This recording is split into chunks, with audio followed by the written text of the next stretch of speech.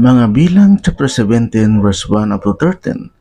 At sinalita ng Panginoon kay Moises na sinasabi, Salitain mo sa mga anak ng Israel at kumuha ka sa kanila ng mga tungkod, isa sa bawat sangbahayan ng mga magulang, sa lahat nilang mga prinsipe, ayon sa pagkasakbahayan ng kanilang mga magulang. 12 tungkod. Isulat mo ang pangalan ng bawat isa sa kanyang tungkod.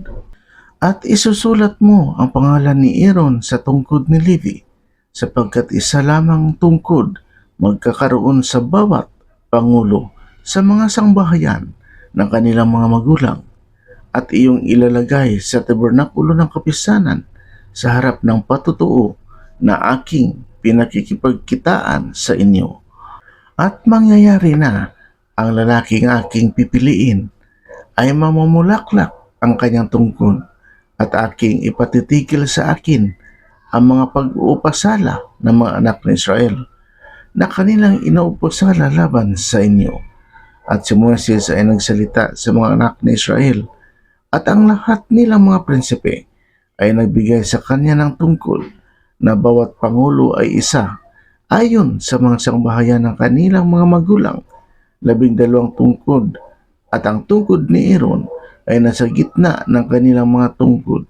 At inilagay ni Moises ang mga tungkod sa harap ng Panginoon sa tabernakulo ng patutuo. At nangyari ng kinabukasan na si Moises ay pumasok sa tabernakulo ng patutuo, at narito na ang tungkod ni Aaron sa sangbahayan ni Levi ay namulaklak at nagkaroon ng mga hinog na almendras. At mula sa harap ng Panginoon ay inilabas ni Moises ang lahat ng tungkod sa lahat ng mga anak ni Israel, at kanilang pinagmalas, at kinuha ng bawat lalaki ang kanyang tungkod. At sinabi ng Panginoon kay Moises, ibalik mo ang tungkod ni Aaron sa harap ng patutuo upang ingatang pinakatanda laban sa mga anak ng panghihimagsik, upang iyong wakasan ang kanilang mga pag-upasala laban sa akin, upang huwag silang mamatay. Gayon ginawa ni Moises kung paano inuutos ng Panginoon sa kanya, ay gayon niya ginawa.